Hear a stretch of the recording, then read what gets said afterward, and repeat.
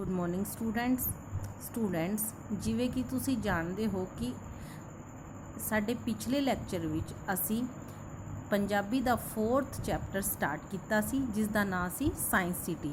ਅੱਜ ਅਸੀਂ ਇਸ ਦੀ ਰੀਡਿੰਗ ਕੰਪਲੀਟ ਕਰਾਂਗੇ, ਤਾਂ ਚਲਿਏ ਧਿਆਨ ਨਾਲ ਸੁਣੀਏ। ਇੱਥੇ ਬਣੀ ਸਿਹਤ ਗੈਲਰੀ ਸਾਡੇ ਸਰੀਰ ਦੇ ਰਹੱਸਿਆਂ ਨੂੰ ਖੋਲ੍ਹਦੀ ਹੈ।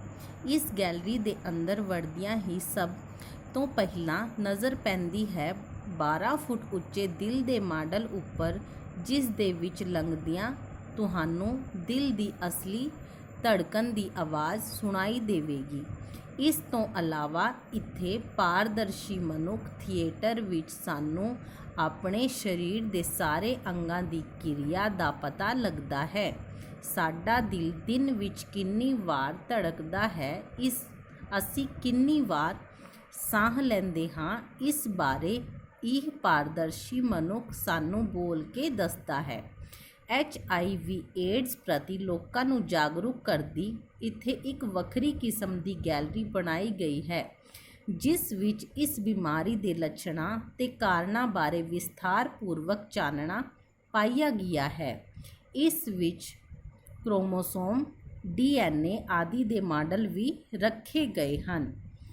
ਇਸ ਦੇ ਬਿਲਕੁਲ ਨਾਲ ਹੀ ਵਰਚੁਅਲ ਰਿਐਲਿਟੀ ਗੈਲਰੀ ਹੈ। ਇੱਥੇ ਲਾਈ ਗਈ ਪ੍ਰਦਰਸ਼ਨੀ ਵਿੱਚ ਸਕਰੀਨ ਤੇ ਦਿਖਾਈ ਦਿੰਦੀਆਂ ਤਿਤਲੀਆਂ ਸਾਹਮਣੇ ਖੜੇ ਦਰਸ਼ਕ ਦੀ ਹਿਲਜੁਲ ਦੇ ਨਾਲ ਹਿਲਦੀਆਂ ਹਨ ਤੇ ਇਵੇਂ ਮਹਿਸੂਸ ਹੁੰਦਾ ਹੈ ਜਿਵੇਂ ਇਹ ਤੁਹਾਡੇ ਉੱਪਰ ਆ ਕੇ ਬੈਠ ਗਈਆਂ ਹੋਣ।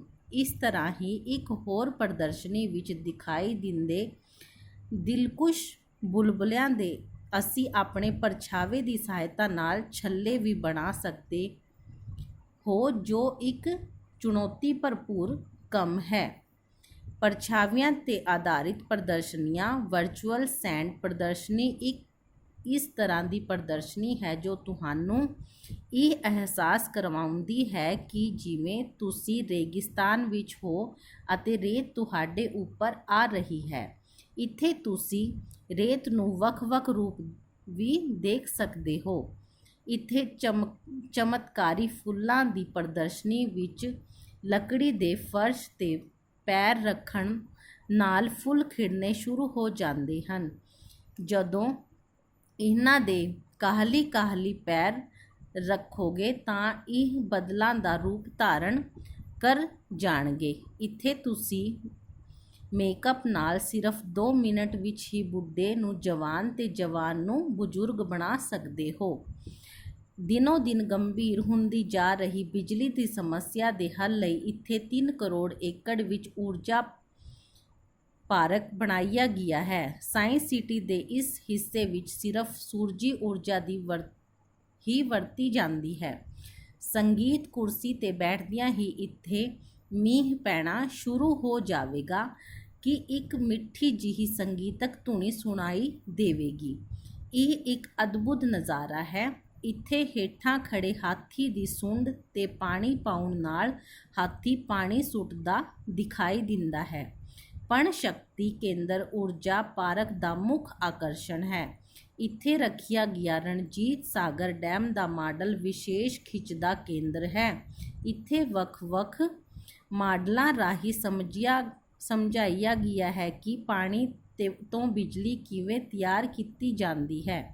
ਇਸ ਤੋਂ ਇਲਾਵਾ ਪਰਮਾਣੂ ਸ਼ਕਤੀ ਕੇਂਦਰ ਵਿੱਚ ਇਹ ਦੱਸਿਆ ਗਿਆ ਹੈ ਕਿ ਪਰਮਾਣੂ ਸ਼ਕਤੀ ਸਿਰਫ ਬੰਬ ਬਣਾਉਣ ਲਈ ਹੀ ਨਹੀਂ, ਸਗੋਂ ਇਹ ਬਹੁਤ ਥਾਵਾਂ ਤੇ ਸਾਡੀ ਭਲਾਈ ਲਈ ਵੀ ਵਰਤੀ ਜਾਂਦੀ ਹੈ।